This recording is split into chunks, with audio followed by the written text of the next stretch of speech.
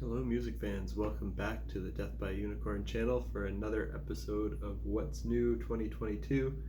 I listened to 5 new albums that were released on Friday, June 3rd, 2022, and I'll talk about them in my order of preference and let you know what I think about them.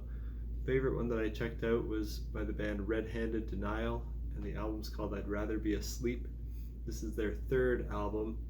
It's progressive metalcore with some Djent style guitar playing, great vocals from Lauren Babick as usual.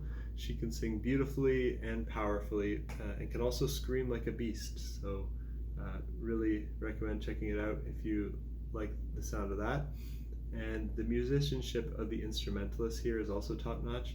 So this band is for fans of Periphery, Protest the Hero, Tesseract.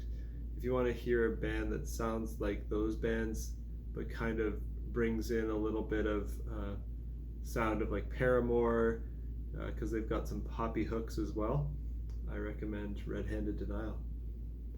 My second favorite album that I checked out yesterday was by Astronoid, and the album's called Radiant Bloom.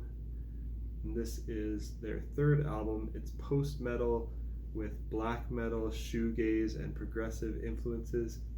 Beautiful atmospheric music with clean, dreamy, high-pitched vocals over fast drums and guitar that occasionally ventures into black metal sounding territory. But it also has moments with lots of effects and ambient sounds and shoegaze elements for fans of bands like Deaf Heaven, Sylvain, and Harakiri for the Sky. The 3rd one that I checked out that day that I also enjoyed was from the band Bleed From Within. The album's called Shrine. And this is their 6th album. This is metalcore with melodic death and groove metal influences. And so far I'm in my top 5 metalcore albums of the year, but I don't think this will be making my top 40 albums of the year and end of year list, just because I've kind of grown past this kind of metalcore sound. I'm into more progressive stuff now, but the riffs here are great. The breakdowns are good. There's great guitar solos. If you're a fan of bands like Veil of Maya, Born of Osiris, and As I Lay Dying, you'll probably like this. My 4th favorite that I checked out yesterday was another metalcore one from Memphis May Fire called Remade in Misery. This is their 7th album, and this is metalcore but with more of a post-hardcore and alternative rock influences thrown in. It's another solid one, also probably in my top 5 metalcore albums of the year so far, but also probably won't be making my end of year top 40 list. It's more accessible and poppy and catchy than the release from Bleed From Within. It has choruses with great hooks. The clean vocals have a bit of that emo post-hardcore vibe, but the screams are as brutal as any of the most brutal metalcore bands.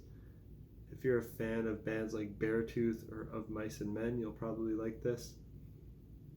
And lastly, the last one I checked out was by the band Temple of Void called Summoning the Slayer. And this is their 4th album, and it's death doom metal. So it's got really low guttural growling, got some tremolo picking guitars, but also some slow, doomy drum grooves. I don't really listen to much death doom metal, so I'm not sure who to compare it to really, but I enjoyed it even though it's not really my style. I likely won't go back to it too much, but if you're a fan of death doom, I think you'll enjoy this. And that's it for today. Until next time, peace out.